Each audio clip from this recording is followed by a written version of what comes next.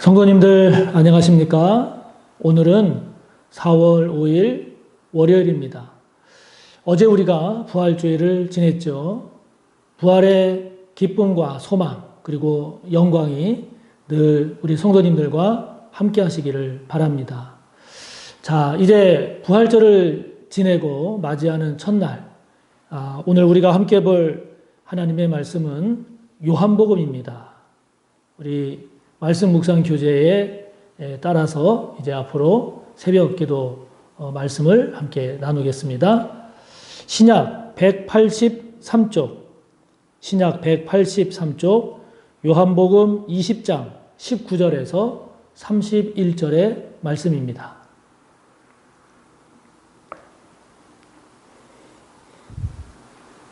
봉독하겠습니다. 이날 곧 안식 후 첫날 저녁 때에 제자들이 유대인들을 두려워하여 모인 곳에 문들을 닫았더니 예수께서 오사 가운데 서서 이르시되 너희에게 평강이 있을지어다 이 말씀을 하시고 손과 옆구리를 보이시니 제자들이 주를 보고 기뻐하더라. 예수께서 또 이르시되 너희에게 평강이 있을지어다 아버지께서 나를 보내신 것 같이 나도 너희를 보내노라. 이 말씀을 하시고 그들을 향하사 숨을 내쉬며 이르시되 성령을 받으라. 너희가 누구의 죄든지 사하면 사하여질 것이요 누구의 죄든지 그대로 두면 그대로 있으리라 하시니라. 12제자 중에 하나로서 디두모라 불리는 도마는 예수께서 오셨을 때에 함께 있지 아니한지라. 다른 제자들이 그에게 이르되 우리가 주를 보았노라 하니 도마가 이르되 내가 그의 손에 못자국을 보며 내 손가락을 그 못자국에 넣으며 내 손을 그 옆구리에 넣어보지 않고는 믿지 아니하겠노라 하니라.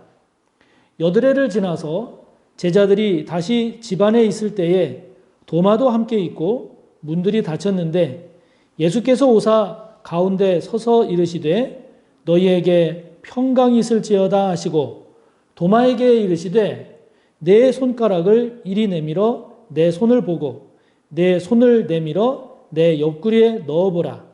그리하여 믿음 없는 자가 되지 말고 믿는 자가 되라. 도마가 대답하여 이르되 나의 주님이시요 나의 하나님이시니이다. 예수께서 이르시되 너는 나를 본고로 믿느냐? 보지 못하고 믿는 자들은 복되도다 하시니라.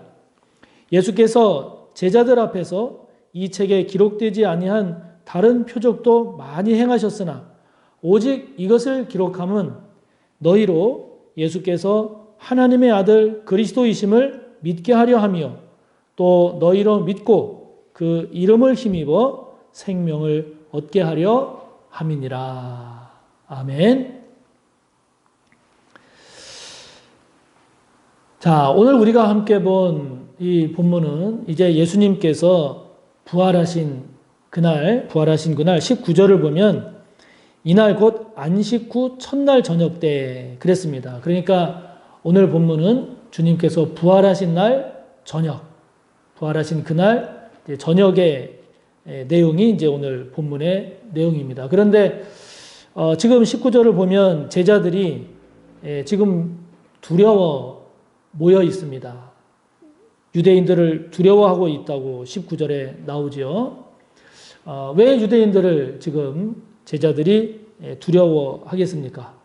그것은 예수님을 성난 군종으로 변한 그들이 십자가에 예수님을 처형하는 것을 제자들이 다 보았기 때문이죠. 그래서 유대인들로 인한 위협, 유대인들로 인한 공격 때문에 지금 제자들이 두려워서 모여 있습니다. 그런 제자들에게 예수님 나타나십니다. 나타나셔서 평강이 있을지어다 라고 말씀합니다.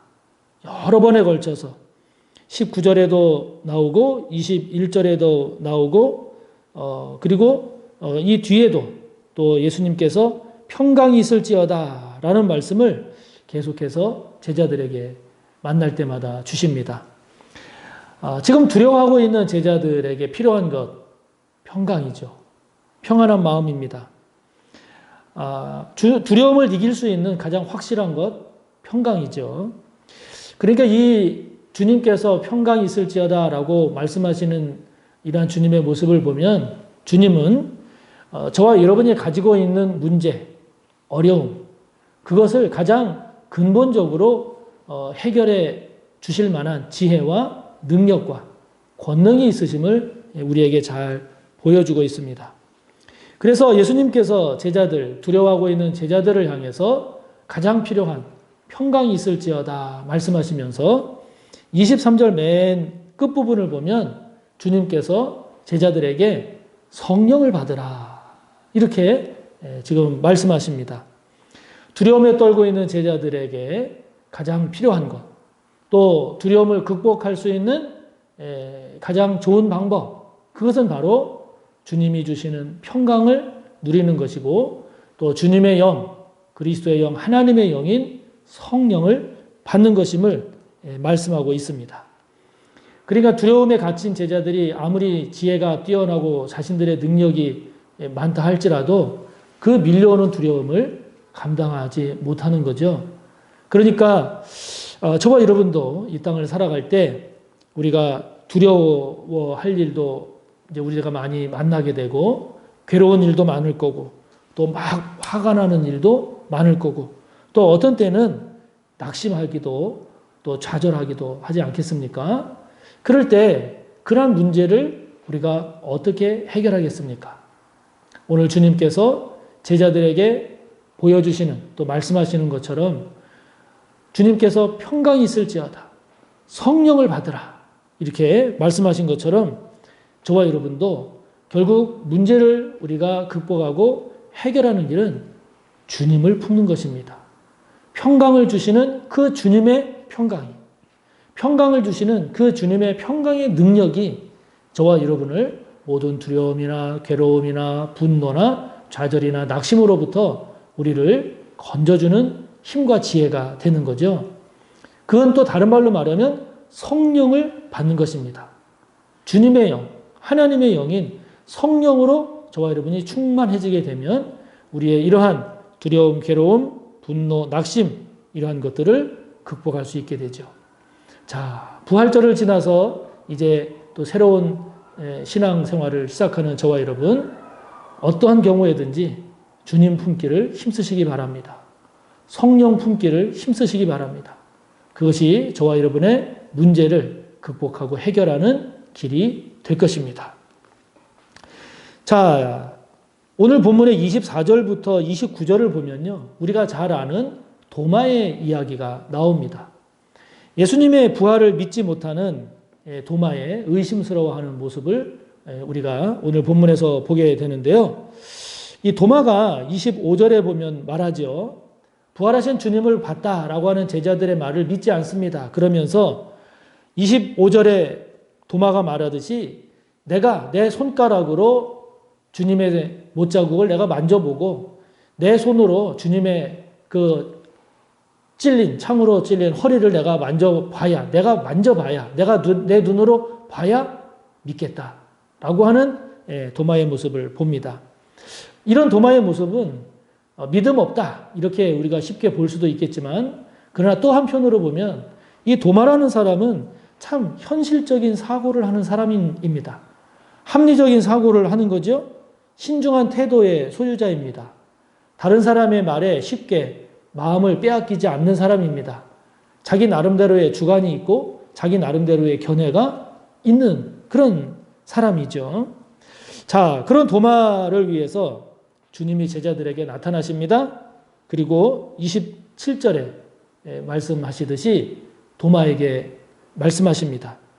너의 손가락을 이리 내밀어서 내 손을 보고 그리고 너의 손을 내밀어서 내 옆구리에 넣어봐라.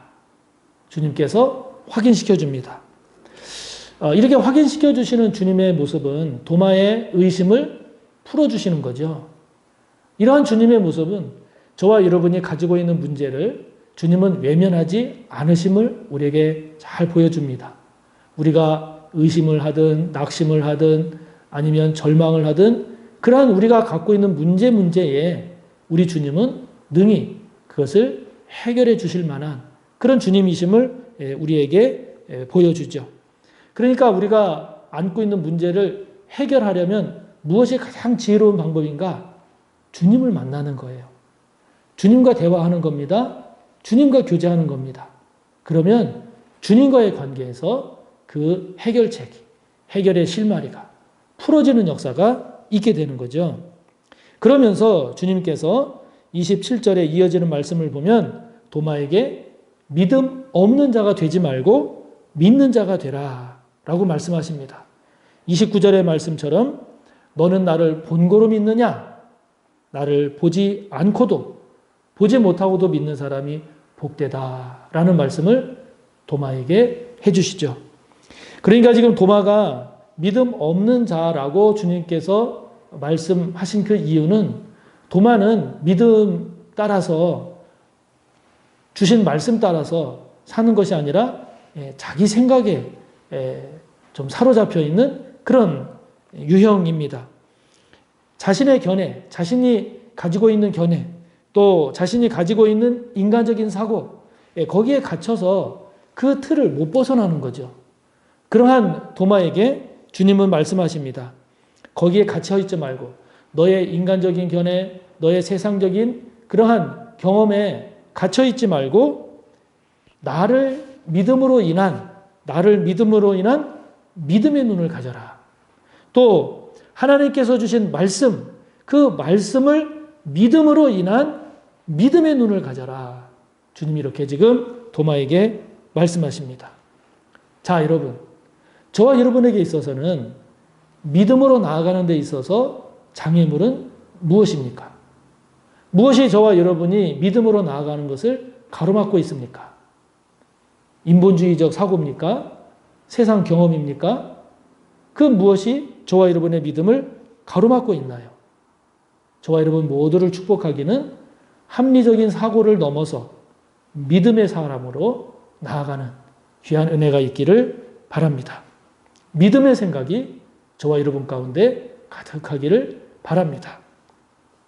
자, 그러면서 이제 30절, 31절에 보면 이 책을 기록한 목적, 즉 성경을 기록한 목적을 이야기합니다. 그래서 예수님께서 행하신 표적이 많음에도 불구하고 그것을 다 소개하지 않고 이렇게 선별해서 이렇게 소개하고 기록한 이유는 31절의 말씀처럼 그것은 예수님께서 하나님의 아들 그리스도이심을 믿게 하기 위함이고 또 그런 예수님을 믿음으로 인해서 그 이름을 힘입어서 생명을 얻게 하기 위함이다라고 말씀합니다. 그래서 우리가 성경을 보면 이 성경은 저와 여러분으로 하여금 예수님을 하나님의 아들 그리스도 되심을 믿게 하는 것이고 또 그 예수님을 그렇게 믿음으로 인해서 저와 여러분 안에 진정한 참된 영원한 생명을 갖게 하는 거죠. 그런 점에서도 이 성경은 너무너무 유익하고 꼭 필요하죠. 자, 여러분 요즘 성경 잘 보고 계십니까? 요즘 하나님의 말씀을 그냥 지식을 채우는 그런 지식적인 차원으로 보고 있습니까? 아니면 그 성경을 통해서 말씀하시는 주님의 음성을 잘 듣고 있습니까? 저와 여러분 모두가 성경을 아는 자로 그치는 것이 아니라 성경을 지식적인 차원으로 보는 것이 아니라 성경을 통해서 믿음이 성장하고 성경을 통해서 더욱 은혜로운 그런 하나님의 사람 그리스도인으로 나아가시기를 간절히 바랍니다. 오늘도 함께 본 말씀 꼭 묵상하며 기도하시기 바라고 또 이어서 여러분의 기도를 힘써 이어가시기 바랍니다. 감사합니다.